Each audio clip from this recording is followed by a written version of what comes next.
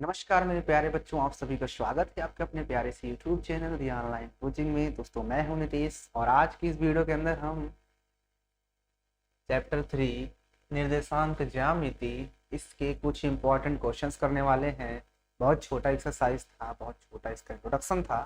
दो वीडियो के अंदर हमने सारा कुछ कवर कर लिया। एक वीडियो के अंदर हमने इंट्रोडक्शन कवर किया, दूसरे वीडियो में हमने 3.1, 3.2 एंड 3.3 तीनों कवर कर लिए थे, क्योंकि सब 10-10 मिनट के एक्सरसाइज थी। तो हमने तीनों को एक वीडियो में करके फिर 30 मिनट का खत्म कर दिया। तो आज की इस वीडियो के अंदर हम लोग सीखने वाले हैं कुछ इंपॉर्टेंट क्वेश्चन। क्या करेंगे? कुछ इंपॉर्टेंट क्वेश्चन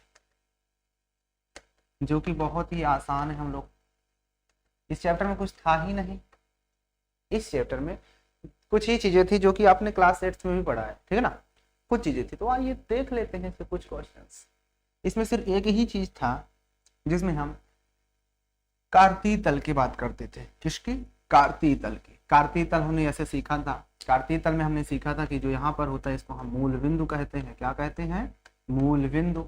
मूल बिंदु किसे कहते हैं? जब दो रेखाएं, यानी एक्स अक्ष, ये एक्स अक्ष होता है ना, और ये वाई अक्ष होता है, वाई अक्ष, जहां पर ये दोनों आपस में एक दूसरे को मीट करती हैं, मिलती हैं, एक दूसरे को कट करती हैं, वही पॉइंट हमारा मूल बिंदु होता है। और इसके निर्देशांक होते हैं 0, 0। मैंने बताया था इसमें 0 से इधर के सारे नंबर पॉजिटिव होते हैं, इधर नेगेटिव, ऊपर पॉजिटिव नीचे नेगेटिव। तो इसमें जो भी निर्देशांक होते थे दोनों प्लस में होते थे। इसमें पहला माइनस में, बाद वाला प्लस में। इसमें होता था दोनों माइनस में। इसमें होता था पहला प्लस में, दूसरा माइनस में, ठीक है।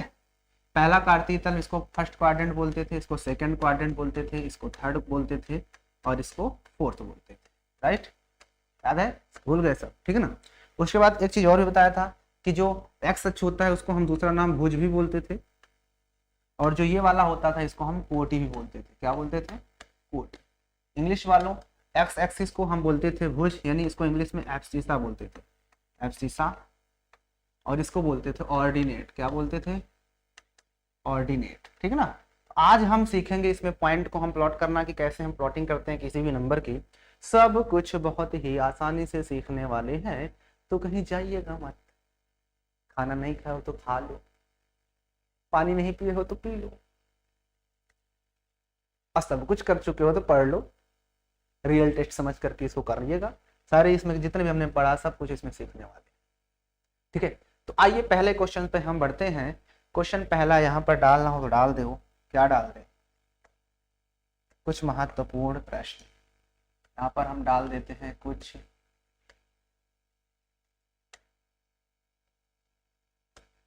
महत्वपूर्ण प्रश्न।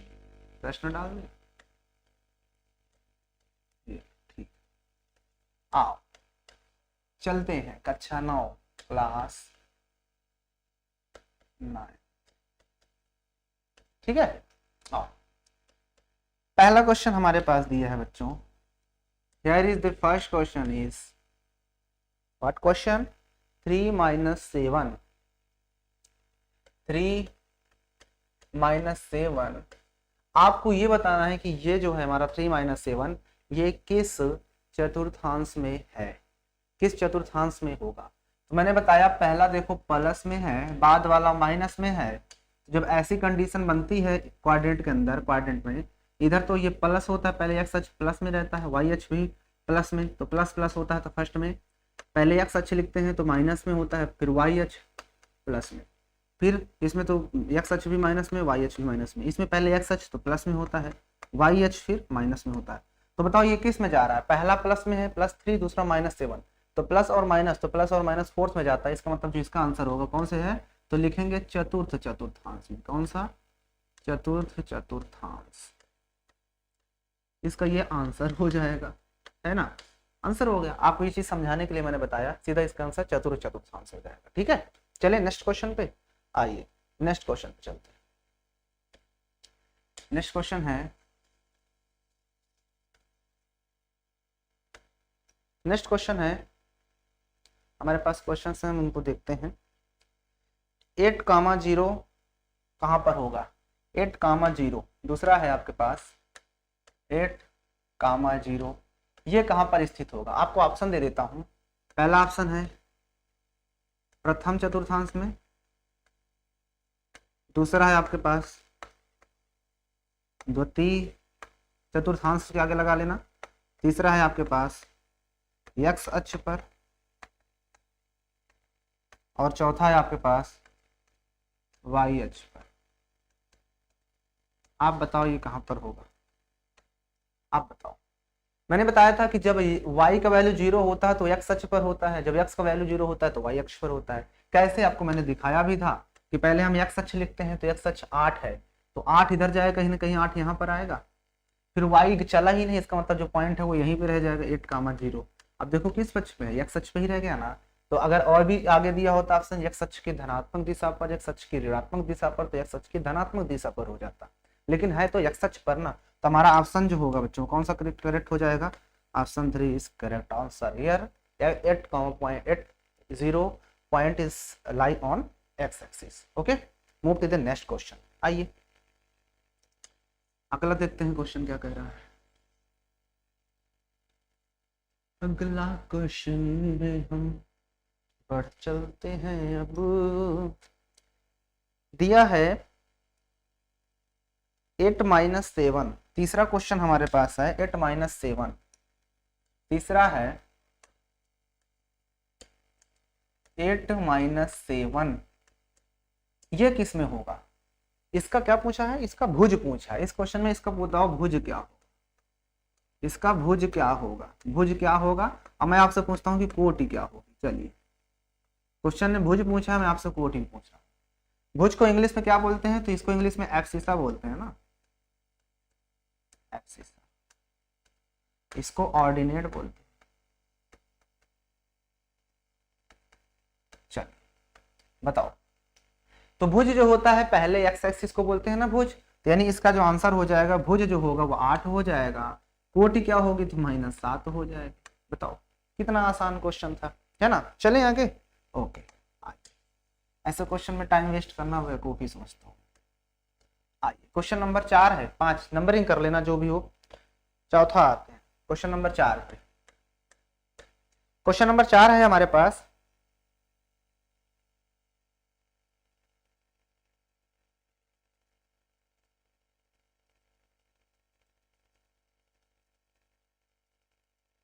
पूछा है कि अगर x अक्ष पर कोई बिंदु है, x अक्ष पर सभी बिंदुओं का सभी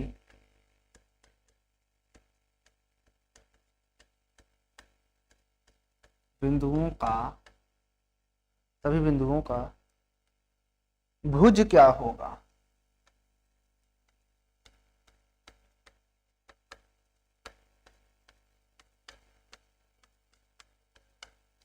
कहता है कि अगर कोई पॉइंट है वो x एक्सिस पर लाई कर रहा है, तो कहता है उसका भुज क्या होगा, मतलब कि x उसका जो है एब्सिसा क्या होगा। एब्सिसा क्या होगा? कोई पॉइंट जो है वो x एक्सिस पर है, तो इसने ऑप्शन दिए हैं हमारे पास, ऑप्शन दिए हैं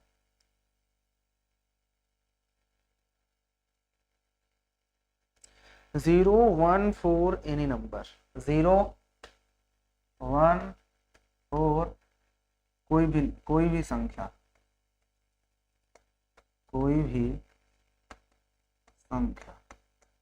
ये हमारे पास ऑप्शन दिए हैं। ये पहला ऑप्शन है, ये दूसरा ऑप्शन है, ये तीसरा ऑप्शन है, चौथा ऑप्शन, कोई भी संख्या।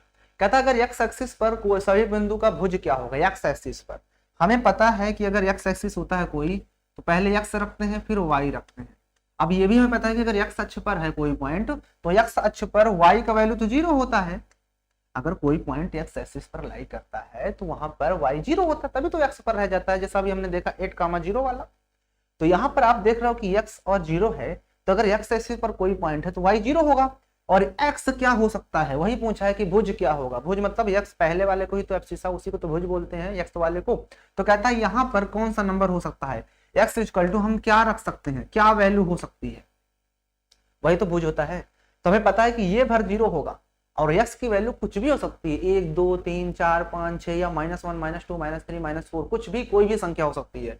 तो जीरो जीरो तो ये हो नहीं सकता क्योंकि जीरो ये है। अगर दोनों जीरो हो जाएंगे तो फिर तो मूल बिंदु पर हो जाएंगे ना, क्योंकि अगर दोनों जीरो हो रहे हैं तो पॉइंट यहाँ पर आ जाए। तो ये तो नहीं हो सकता। एक सिर्फ एक ही नहीं हो सकता, एक के अलावा भी बहुत सारे नंबर हो सकते हैं, तो ये भी नहीं हो सकता, 4 भी नहीं हो सकता, कोई भी संख्या लिखिए यहाँ पर, तो ये ऑप्शन हमारा करेक्ट हो जाएगा। क्योंकि हमारे पास जो होगा एक्स की वैल्यू, हम कुछ भी रख सकते हैं एक्स की वैल्यू जगह पे, 1 2 3 -1 -2 -3, तो इस वजह से हमारा कोई भी संख्या यहाँ पर रख सकते हैं, एनी नंबर्स। ठीक है, आइए चलते हैं नेक्स्ट क्वेश्चन पे, कुछ और सीखते हैं। क्वेश्चन नंबर 5 पे आइए, क्वेश्चन नंबर 5 पे चलते हैं। क्वेश्चन नंबर 5 क्या कह रहा है? कह दो कि तुम हो मेरी वरना।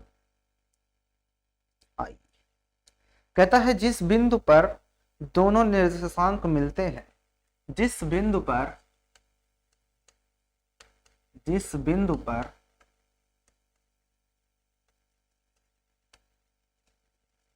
दोनों निर्देशांक मिलते हैं,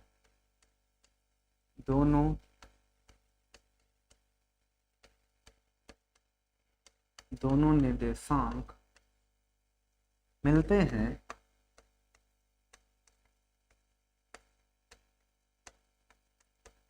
उसे क्या कहते हैं? उसे क्या कहते हैं?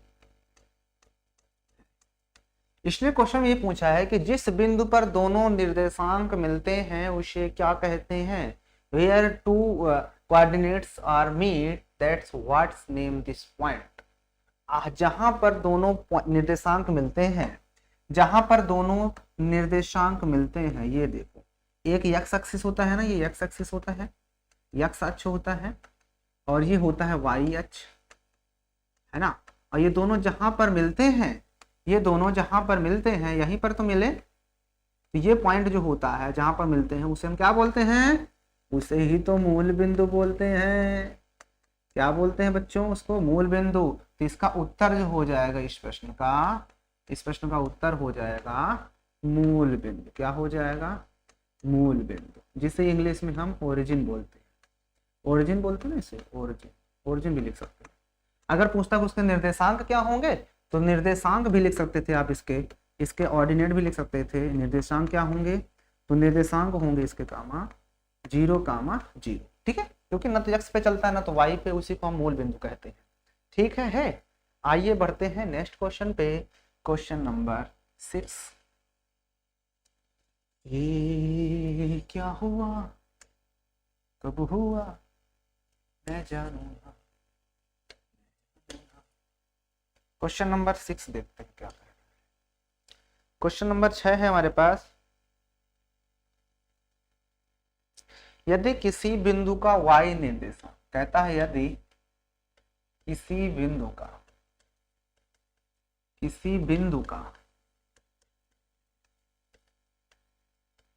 y निर्देशांक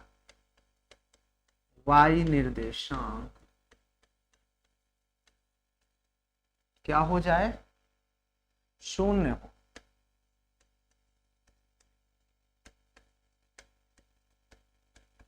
तो वह बिंदु हमेशा स्थित होगा,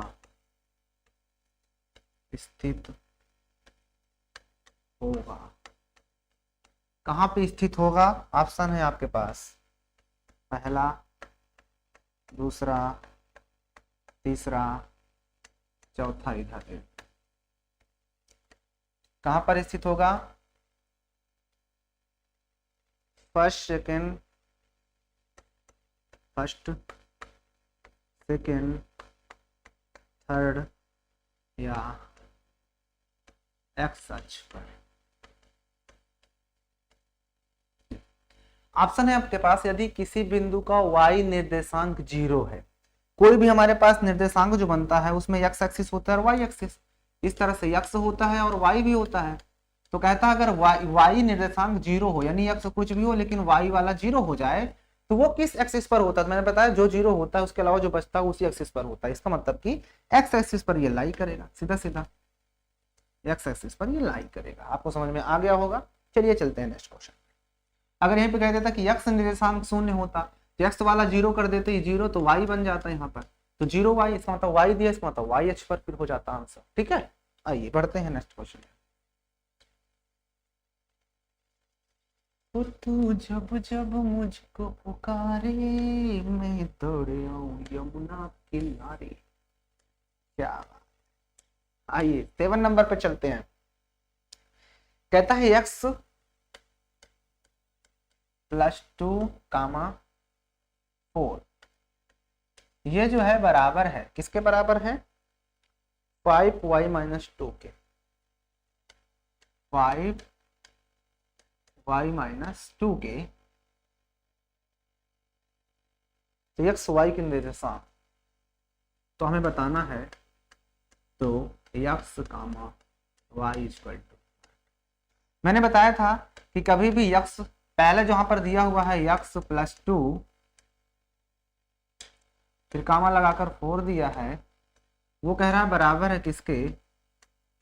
5y - 2 के, है ना। तो हमने बताया था जब इस दोनों की हम कंपेयर करेंगे तो x वाला हमेशा x वाले के बराबर होता है, y वाला हमेशा y वाले के बराबर होता है। तो आप ध्यान से देखोगे बच्चों, तो ये वाला तो x है पूरा, कामा ये y होता है, ये x है कामा y है। तो जब हम कंपेयर करेंगे तो हम ये कह सकते हैं ना कि x +2 जो है वो इधर का x है, उधर के x 5 के बराबर होगा, क्योंकि उधर x 5 है। तो यहाँ से x बराबर क्या आ जाएगा? 5, ये उधर जाएगा तो -2, मतलब x बराबर आपके पास आ जाएगा 3, है ना। और उसके बाद अगर हम देखते हैं इधर 4 है, तो ये जो 4 होगा वो उधर के y - 2 के बराबर होगा। तो y को मैं इधर ही रहने देता हूँ, इसको मैं इधर उठा लाता हूँ, तो 4 और ये +2 इधर आ जाएगा, यानी कि y बराबर आपके पास 4, 2, 6 आ जाएगा।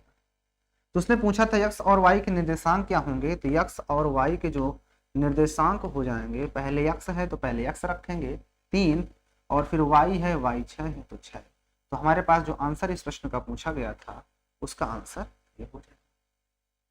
समझ में आया आपको?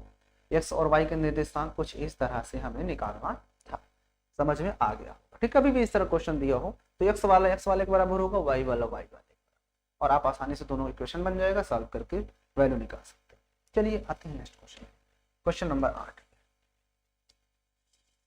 मतलबी है लोग यहाँ पे, मतलबी जमाना, ओ मेरे यार मुझे भूल न जाना।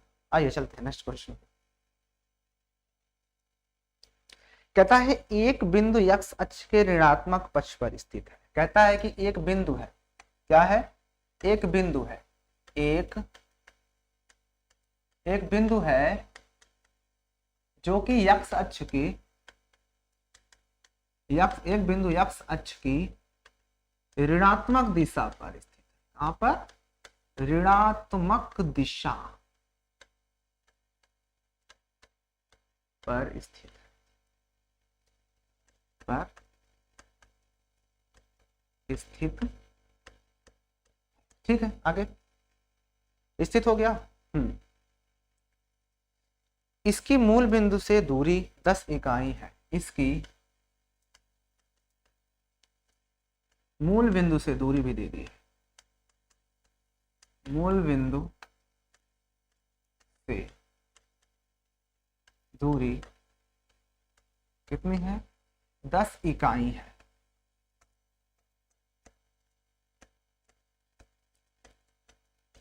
दस इकाई, ठीक है।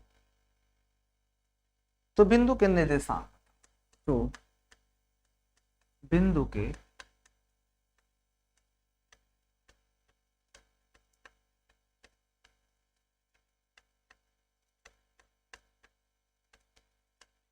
निर्देशांक बताओ या ज्ञात करो, जो भी हो, ठीक है ना। ये सब पूछे गए प्रश्न है जो कि हमेशा आते रहते हैं एक एक नंबर में, तो उन्हीं को हमने यहाँ पर कवर किया है। तो देखो इसने क्या कहा है, ध्यान से पढ़ना, हल में यहाँ सॉल्व में जो भी डालना हो तो बहुत आसान है, कुछ है नहीं इस क्वेश्चन में। उसने कहा एक बिंदु है x अक्ष की ऋणात्मक दिशा पर, यानी हमें पता है ये x अक्ष और y अक्ष इस तरह से बनता है, ये x अक्ष होता है और ये y अक्ष होता है।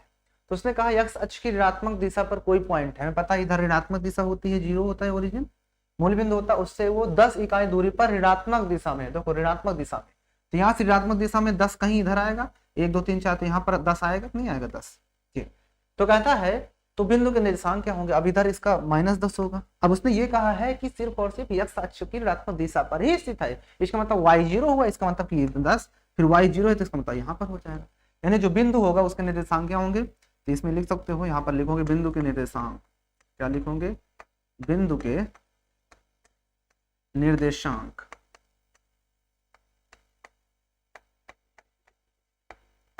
बराबर क्या हो जाएंगे, -10 कामा 0। बताओ इससे आसान कोई क्वेश्चन हो सकता है, इस तरह के छोटे मोटे क्वेश्चन पूछता रहता है, ठीक है ना। आइए चलते हैं नेक्स्ट क्वेश्चन पे, चलो बढ़े चलो। आइए, जितना लिखना पड़ता है उससे तो कम टाइम लगता है उसका आंसर बताने में। 9 नंबर आते हैं क्वेश्चन। आइए 9 नंबर क्या कह रहा है कि दूसरे चतुर्थांश में एक बिंदु के भुज व कोटि के चिन्ह क्या होंगे, यानी कोई पॉइंट है जो कि कहता है दूसरे चतुर्थांश में, दूसरे चतुर्थांश में कोई पॉइंट है, दूसरे चतुर्थांश में कहता है दूसरे चतुर्थांश में बिंदु के निर्देशांक क्या होते हैं, बिंदु के चिन्ह क्या होंगे, ये पूछ रहा है, बिंदु के चिन्ह, यानी कोई है इस तरह से होता है। तो कहता है अगर कोई पॉइंट जो है वो दूसरे चतुर्थांश में पड़ता है ना, दूसरे चतुर्थांश पहला है तो इसमें चिन्ह क्या होता है, दोनों प्लस में होते हैं, इसमें पहले माइनस होता है क्योंकि पहले x लिखा है, फिर y लिखते हैं, y प्लस में होता है। तो उसने यही पूछा था कि दूसरे में क्या होंगे, तो चिन्ह, तो दूसरे चिन्ह क्या होंगे, दूसरे चिन्ह होंगे माइनस कामा प्लस, ये होंगे, आंसर हो गए, सिंपल है ना। चलिए आते हैं नेक्स्ट क्वेश्चन।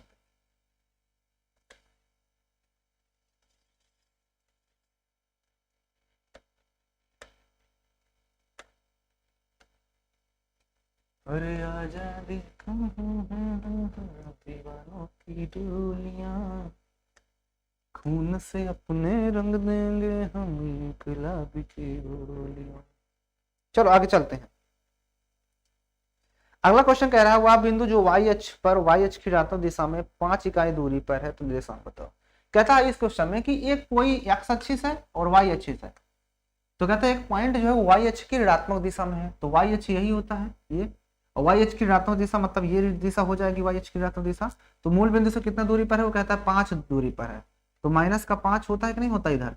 अब हमें पता है कि पहले x लिखते हैं फिर y लिखते हैं, तो x वाला इसका मतलब क्या रहा होगा, 0, तभी तो निर्देशांक ये बनेगा ना। तो कहता है उसका निर्देशांक क्या होंगे, कहता है एक बिंदु है जो कि y अक्ष की ऋणात्मक दिशा में है, यानी कि इधर होगा नीचे, और y हम बाद में लिखते हैं, तो 5 दूरी पर था तो y बाद में लिखेंगे तो -5, और कहता है y अक्ष कितना दूरी पर है, 5 दूरी, इसलिए माइनस का 5, और पहले x लिखते हैं तो इसलिए x तो 0 हुआ, तभी तो इस लाइन पे रह गया वो, तो उसके निर्देशांक क्या होंगे, 0 - 5। आइए अगला क्वेश्चन पे चलते हैं।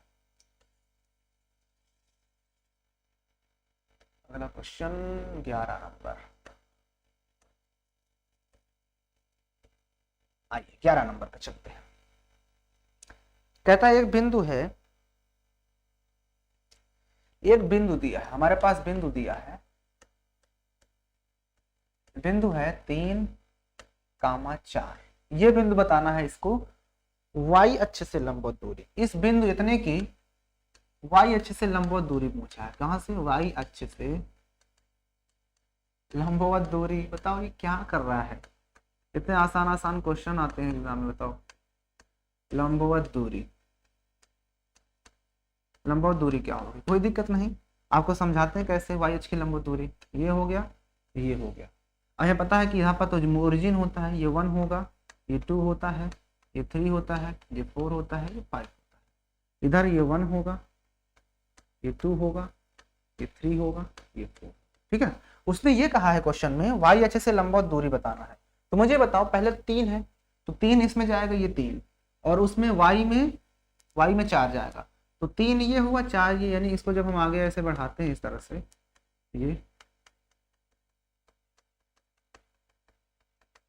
ये तो ये वाला व्यू पॉइंट हुआ, इसी पॉइंट के निर्देशांक होंगे ना, पहले 3 फिर 4, है ना। तो उसने ये पूछा है y अक्ष से लंबवत दूरी, किससे, y अक्ष से, तो y अक्ष तो यही है ना, ये y अक्ष होता है, यही तो y अक्ष है, ये y अक्ष है, तो यही तो लंबवत दूरी हुई, यानी ये वाली दूरी मतलब ये वाली दूरी, और ये वाली दूरी यही तो है y अक्ष, तो ये दूरी कितनी है बताओ, ये दूरी तो हुई, मतलब 4, कितना है, 4 दूरी है, तो यहाँ पर आंसर हो जाएगा 4, हो गया, बस यही लिखना है, 4 इकाई लिख दो, क्योंकि हमें पता है इसका आंसर में इकाई लगाया जाता है ना, तो 4 इकाई। बताओ अब क्या नहीं समझ में आया, अब इससे आसान ना समझ में आया तो दिक्कत है, अब इतना भी ना समझ पाओ तो फिर प्रॉब्लम है। चले आगे, आइए। ये क्या हुआ, कब हुआ, मैं जानू ना, मैं जानू ना। आइए 12 नंबर पे चलते हैं, वो 12 नंबर पे चलते हैं।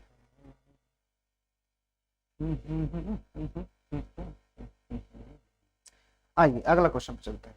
कहता है हर का परिमेयकरण करो। देखो अब यहाँ पर ये क्वेश्चंस क्या होते हैं, इसमें कुछ था नहीं ज्यादा। नंबर को प्लॉट करना भी आपको सिखा ही दिया था। कोई पॉइंट को अगर प्लॉट करना तो किस तरह, जैसे 3 4 था उसको प्लॉट करने के लिए आ जाए तो अब किस तरह से प्लॉट करना है आपको समझ में आ गया। अब यहाँ पर मैं आपके सामने कुछ क्वेश्चंस और भी रखता हूँ जो कि चैप्टर 1 से, देखता हूँ आपको कितना आता है। चैप्टर 1 प्रकार से मैंने इंपॉर्टेंट क्वेश्चन बना दिए थे, लेकिन देखता हूँ आपको याद वाद है कि सब भूल गया, चैप्टर खत्म, दिमाग से भी खत्म नहीं। तो आओ चैप्टर 1 से भी कुछ 2 4 5 क्वेश्चन करते हैं, देखता हूँ आपको कितना आता है। आप इसको देखिएगा आपको कितना याद रहता। अगर नहीं याद होगा तो इसको करोगे तो आपको याद भी आ जाएगी कुछ चीजें। तो 12 नंबर पे है हर का परिमेयकरण करना। क्या करना है, इसको थोड़ा सा ऊपर लिखते हैं। 12 नंबर, 12 नंबर इसमें हमें करना है हर का परिमेयकरण, हर का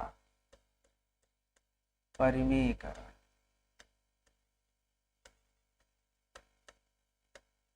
इंग्लिश वाले रेशनलाइजेशन बोलते हैं ना इसको, रेशनलाइजेशन, ठीक है ना। आइए सीखते हैं। तो क्वेश्चन हमारे पास दिया हुआ है, क्वेश्चन है 6 minus 4 root 5, 6 minus 4 root upon 6 plus, ये क्वेश्चन है हमारे पास, ठीक है ना। हमारे पास ये क्वेश्चन दिया हुआ, इतना ही है question. 6 minus 4 root 5 upon 6 minus 4 root 5, ठीक है। आइए इस क्वेश्चन को करते हैं और करते हैं। इस तरह क्वेश्चन आ सकते हैं एग्जाम में, जो नहीं कि यही आ जाए, लेकिन इस तरह क्वेश्चन आते हैं। इस तरह क्वेश्चन में ये होता है बच्चों की जब भी हमको हर का परिमेयकरण करवाता है तो नीचे ये जो रूट होता है ना, इसको हटाना होता है बच्चों। इस रूट के नंबर को हटाना ही हर का परिमेयकरण कहलाता है। कभी भी आपके अपान में, किसी भी क्वेश्चन के अपान में अगर रूट में नंबर होता है तो उसको हटाना ही हर का परिमेयकरण कहलाता है, उसी को हम रेशनलाइजेशन कहते हैं, ठीक है। तो आप इसको हटाते हैं। तो जब ऐसे क्वेश्चन होते हैं तो जब इसको हम सॉल्व करते हैं बच्चों, तो इसमें क्या किया जाता है, जो हर में होता है उसका चिन्ह बदल करके ऊपर और नीचे, यानी न्यूमिनेटर और डिनोमिनेटर में हम उसको मल्टीप्लाई करते हैं, उसी को हम मल्टीप्लाई, इसका साइन बदल के करवाते हैं। यहाँ पर लिखेंगे अंश व हर में, क्या लिखेंगे, अंश व हर में, हर में, अंश व हर में किससे, 6 माइनस 4 रूट 5। साइन बदलूंगे तो यही तो आएगा ना, इसका साइन बदल देंगे तो इतने से गुना करने पर, से गुणा करने पर,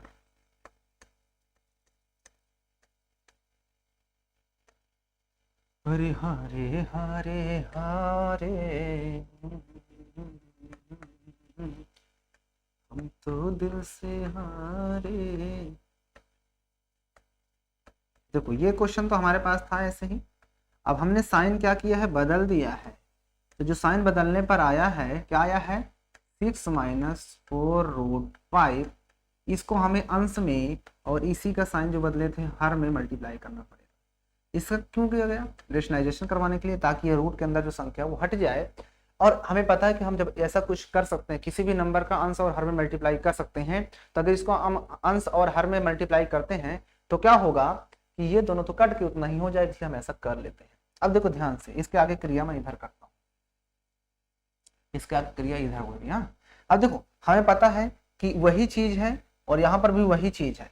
देखो माइनस में है तो इसको मैं दोनों को स्क्वायर नहीं कर सकता हूँ, तो यहाँ पर मैं लिख सकता हूँ ना इसको 6 माइनस 4 रूट 5 का स्क्वायर अपान, देखो जब वही चीज प्लस करके है वही चीज माइनस करके, तो a plus B A minus B का होल स्क्वायर बनता है ना, a minus B A plus B A minus B, तो दोनों को a square minus B square यानी 6 का स्क्वायर माइनस 4 रूट 5 का स्क्वायर,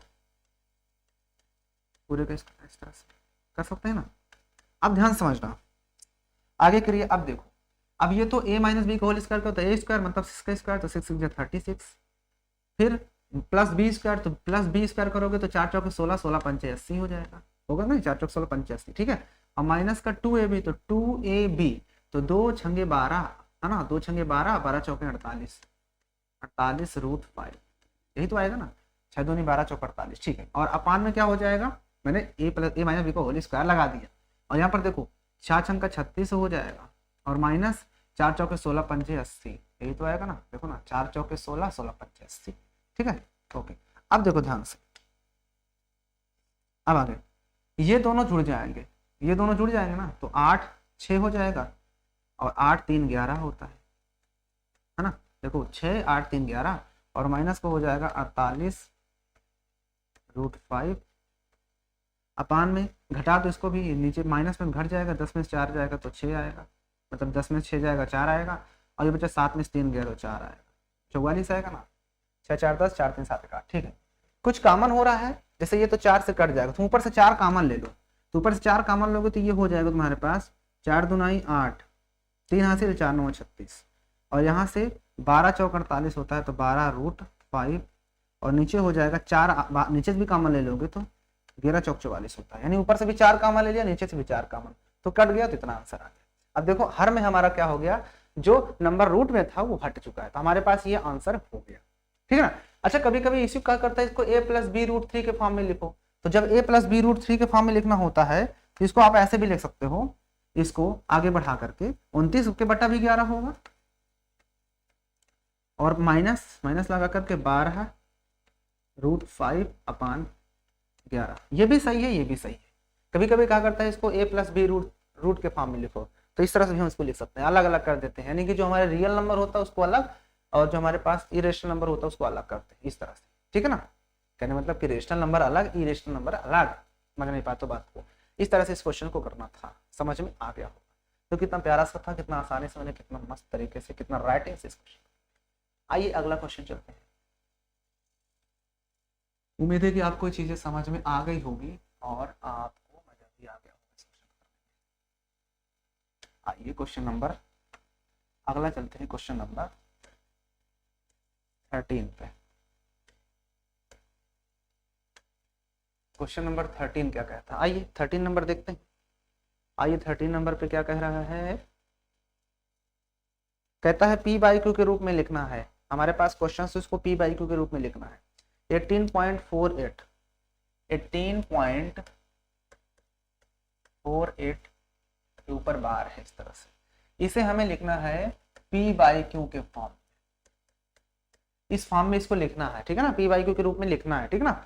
और हमने सीख लिया इस तरह क्वेश्चन को कैसे करते थे, याद है, नहीं याद है, भूल गए, क्या फंस गए ना बाबू। आइए, जो दिया होता है हम उसको लिखते हैं x इक्वल टू 18 पॉइंट, ये 48 बार बार रिपीट हो रहा है, तो इसको 48 48 48 up to dot dot dot कर सकता हूँ नहीं। उसके बाद मैंने बताया था कि दोनों पक्षों में हमें गुणा करना पड़ता है, कितने से, हमें देखना होता है कि पॉइंट के बाद कितने नंबर रिपीट हो रहे हैं। तो आपने देखा कि सर जी पॉइंट के बाद 2 नंबर रिपीट हो रहे हैं, तो एक के आगे उतने ही जीरो लगा करके हमें मल्टीप्लाई करना होता है उसमें।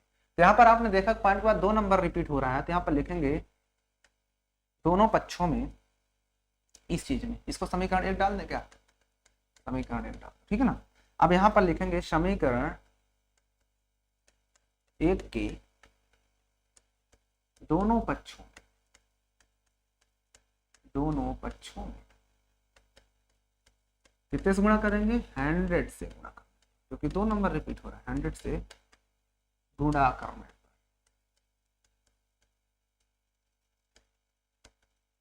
चलो, अगर हम 100 से गुणा करते हैं तो यहाँ पर 100x हो जाएगा, और याद रखना जब 100 दो जीरो है तो ये 2 पॉइंट खसक जाया करता है, अगर 3 जीरो हो तो 3 नंबर खसक जाता है, तो 2 नंबर इधर खिसका दोगे तो इधर आ जाएगा आपके पास 1848, यही होगा। और फिर पॉइंट फिर से ये 48 48 डॉट डॉट डॉट ऐसे चलता है, नहीं चलता रहेगा, आप मुझे बताओ, आपके पास समझ में आया कि नहीं, ये बात ऐसे ही चलता रहेगा कि नहीं चलता रहेगा, ठीक है। इसको इक्वेशन नंबर 2 डाल देंगे। अब देखो बड़ा ये है ना, तो इससे पहले वाले घटा दिया जाता है, यहाँ पर लिखेंगे समीकरण 2 से समीकरण 1 घटाने पर, समीकरण 1 को घटाने पर, क्या करने पर, घटाने पर। जब हम घटाते हैं तो आपको ध्यान देना है कि ये तो 100 x से इधर वाला x घटेगा और इधर ये है 1848, फिर 0.48 48 48 डॉट डॉट डॉट माइनस कर देंगे किसको, ये वाला 18.48 48 48 डॉट डॉट डॉट, ठीक है ना। अब मेरे को ये बताओ, इधर तो अगर आप घटा रहे हो तो ये 18x से एक x घट जाएगा तो 99x आ जाएगा इक्वल टू, देखो पॉइंट के बाद तो ये सब सेम आ रहे हैं नंबर, तो 48 48 तो पॉइंट के बाद तो वाला नंबर तो 0 ही 0 आएगा, 0 0 0 लिखना हो तो लिखो, चाहे 1 0 लिखो। पॉइंट से पहले इधर 1848 है, उधर 18 है सिर्फ, तो घटाओगे जब तो 8 से 8 घटेगा तो 0 आएगा, फिर 4 से 1 घटेगा तो 3 आएगा और इधर 18 बच जाएगा। नहीं समझा, 1830 समझ में आया कि नहीं समझ में आया, कैसे आया, ओके। अब इसके बाद आपको ध्यान से देखना है कि मैं इस चीज को 99x इक्वल टू 1830 नहीं कह सकता हूँ क्यों, क्योंकि पॉइंट के बाद इसको कोई महत्व है क्या जी। इसके आगे क्रिया मैं यहाँ पर करता हूँ, इसको मुझे x निकालना है तो x बराबर क्या हो जाएगा 1830 अपान में आ जाएगा 99 आएगा, 3 से कट रहा है तो 3 3 9 हो गया, 3 3 9, 3 6 18 हो जाएगा, 3 1 3 0, 610 आ जाएगा ऊपर, है ना। तो जब 610 आया तो आपको ध्यान से समझना है, ध्यान से देखना है, यहाँ पर इसका जो आंसर है x बराबर कितना है 610 और अपान में आ गया 33, तो हमारे पास जो आंसर ये निकल के आया बच्चों x इक्वल टू इतना, यही हमारा p बाई क्यू के फॉर्म में हो गया, यही क्या होगा इस प्रश्न का आंसर हो जाएगा। अब मुझे आप लोग ये बताओ कि आपको समझ में आया कि नहीं समझ में आया, आपको कहीं पर भी किसी भी तरह की प्रॉब्लम है ना, कमेंट करके मेरे को बताओ, अपनी सिचुएशन को, अपनी प्रॉब्लम को मुझे बताओ, आपको कहाँ नहीं समझ में आया ये क्वेश्चन, मैं जरूर बताऊंगा, उस क्वेश्चन को अच्छे से बताने की कोशिश करूंगा। देखो कितना प्यार से मैंने इस क्वेश्चन को आपके सामने रखा, प्रस्तुत किया, ठीक है ना। तो चलिए चलते हैं नेक्स्ट क्वेश्चन पे और सीखते हैं। आइए अगला क्वेश्चन आपके पास दिया हुआ है, आगे समझ में ना, चलिए अगले क्वेश्चन पे चलते हैं, इसी तरह हर क्वेश्चन को करते हैं, ठीक है ना। अब है 14 नंबर, आइए 14 नंबर चलते हैं। दिल में ये कहा है दिल से, कहता है मान बताओ किसका 2 की पावर 0 प्लस 5 की पावर 0 प्लस इंटू 7 की पावर 0, इसका मान बताना है। क्या बताना है, मान क्या होगा। तो ये तो बहुत हलवा क्वेश्चन है, जब इसको सॉल्व करते हैं तो 2 की पावर 0 का वैल्यू 1 होता है, कभी भी हमें पता है कि जब भी कोई नंबर हो उसकी पावर 1 की पावर 0 हो तो हमेशा उसका आंसर 1 आता है, प्लस 5 की पावर 0 इसका भी 1 आएगा, इंटू 7 की पावर 1 इसका भी 1 ही आएगा। अब 1 और 1 मिलकर के 2 हो जाएगा, इसका मल्टीप्लाई 1 में करेंगे तो हमारे पास आंसर 2 आ जाएगा। बताइए क्या नहीं समझ, चले आगे। आइए क्वेश्चन नंबर चलते हैं 14 के बाद 15 नंबर, आइए 15 नंबर देखते हैं।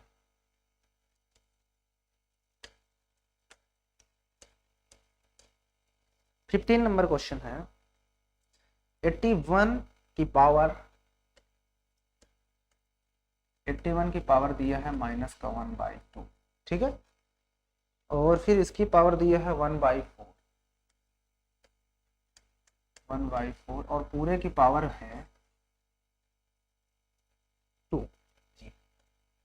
तो हमें तो पता है कि जो पावर होती है, जो इस चीज ऐसे होता है तो हम 81 लिख सकते हैं, इस पूरे की पावर 1 माइनस का 1/2 और इसके साथ मल्टीप्लाई में 1/4, इसके साथ मल्टीप्लाई में तो कर सकते हैं नहीं, क्यों, क्योंकि हमें पता है कि कभी भी हमारे पास a की पावर m हो, उसकी पावर n हो, तो पावर आपस में मल्टीप्लाई हो जाती है, m इंटू n हो जाता है। तो हमने उस मेथड से ये कर दिया। आप देख रहे हो कि ये 2 से ये 2 कट जाएगा, हमारे पास आंसर आ जाएगा 81 की पावर माइनस का 1/4 आएगा कि नहीं आएगा, माइनस का 1/4 आ जाएगा बिल्कुल। अब उसके बाद देखो इसको मैं 81 को मैं 3 की घात 4 लिख सकता हूँ, 81 को मैं क्या लिख सकता हूँ,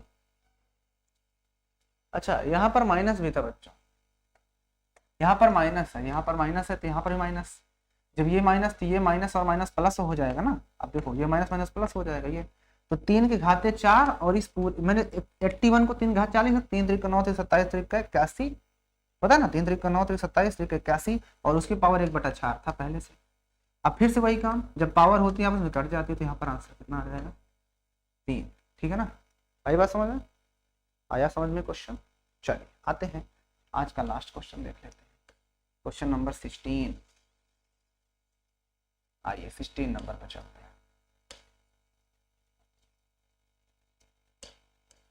16 में है अंडर रूट नहीं, अंडर रूट नहीं, 16 की पावर दिया है माइनस का 1/, क्या माइनस का 1/4। ठीक है, मल्टीप्लाई कर दिया गया है, यहाँ पर 4 है, यहाँ पर है 16, इतना ही है। ये इसको सॉल्व करना है, ये बहुत हलवा क्वेश्चन है। जब इसको सॉल्व करेंगे देखो ये 16 की पावर 1/4 दिया है, माइनस का 1/4 इंटू इसको भी हम 16 की पावर यहाँ पे 4 लगा तो जब ये ऊपर जाता है तो 1/4 हो जाता है। कैसे, अगर कभी रूट के अंदर यहाँ पर ऐसे 4 है तो हम इसको ये रूट में यहाँ पर कुछ नहीं लिखा होता तो वहाँ पे 2 माना जाता है, तो 2 की 4 की पावर ये इस चीज को 1/2 लिख दिया जाएगा। अगर ये चीज ऐसे होता है, यहाँ पर 3 लिखा होता 16 होता, इसको जब लिखते तो 16 की पावर 1/3 लिख देंगे। उसी तरह से अगर यहाँ पे 4 है तो 1/4 हो जाएगा। ठीक है ना, समझ गया। तो हमने भी यही चीज किया यहाँ पर। अब देखो जब बेस सेम होता है तो पावर ऐड हो जाती है, तो 16 की पावर माइनस 1/4 और प्लस का 1/4। जब वही चीज सेम होता है तो पावर घट जाएगी, 0 आ जाएगा। और जब किसी भी नंबर का पावर 0 होता है तो उसका आंसर 1 आता है, तो इस प्रश्न का आंसर 1 हो जाएगा। क्या बात है, हमने इस प्रश्न के सारे क्वेश्चन करते करते चैप्टर 1 के भी हमने कुछ क्वेश्चंस को डिस्कस कर लिया। ये होता है एक तीर दो निशाना, यही होता है नितेश सर से पढ़ने का प्रॉफिट, कि आप पढ़ोगे कोई और चैप्टर, आपको उस चैप्टर के साथ साथ किसी और चैप्टर जो पढ़ चुके हो उसके भी कुछ क्वेश्चंस मिल जाएंगे, ताकि आपका माइंड रिफ्रेश हो जाए। इसलिए कहते हैं हमेशा पढ़ो वहीं से जहां से आपको चीजें सीखने को मिले, जो चीज आपको समझ में आए, पढ़ो। ठीक है ना, और ये चीज जब पढ़ोगे तभी आपको आएगा। तो यहाँ पर आपका चैप्टर क्या होता है, ये कंप्लीट हो जाता है, ये चैप्टर फिनिश हो जाता है। नेक्स्ट वीडियो हम 3 चैप्टर 4 आएगा। अब जो अगला चैप्टर आएगा वो चैप्टर 4 हम बहुत जल्दी होगा, कमिंग सून। क्या है, कमिंग सून आने वाला है, बहुत जल्दी ये चैप्टर आएगा। ठीक है ना, तो बस वीडियो अच्छी लगी हो तो लाइक वाइक कर दिया करो, चैनल पे नए हो तो सब्सक्राइब कर लो। फिर हम मिलते हैं फिर नए वीडियो के साथ। ठीक है ना, तब तक के लिए नमस्कार, जय हिंद।